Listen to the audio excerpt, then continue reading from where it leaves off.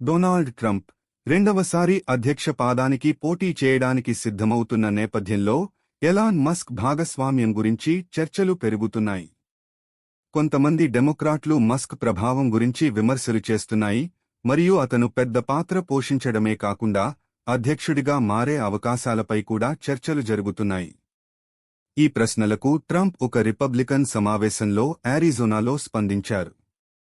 ఆయన మస్క్ అధ్యక్షుడిగా మారలేరు అని చెప్పిన సంగతి అందరికీ తెలిసిందే. అందుకు కారణం మస్క్ దక్షిణ ఆఫ్రికాలో జన్మించాడు మరియు అతను అమెరికాలో జన్మించలేదు కాబట్టి అమెరికా రాజ్యాంగం ప్రకారం అధ్యక్షుడిగా మారలేడు అని ట్రంప్ వ్యాఖ్యానించారు. అయినప్పటికీ మస్క్ ట్రంప్ను పూర్తి స్థాయిలో మద్దతు ఇస్తూ ట్రంప్ చెప్పిన వ్యాఖ్యలను తన సోషల్ మీడియాలో అమేజింగ్ అని పంచుకున్నాడు. ట్రంప్ ఇప్పటికే మస్క్ను కీలక బాధ్యతలు అప్పగించాడని, అతన్ని department of government efficiency DOGE ప్రధానిగా నియమించాడు.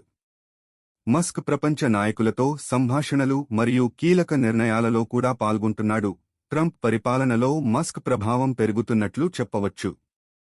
ట్రంప్ మస్క్ అధ్యక్షుడు కాకుండానే అతను ప్రజల కోసం పనిచేస్తాడని స్పష్టం చేశారు.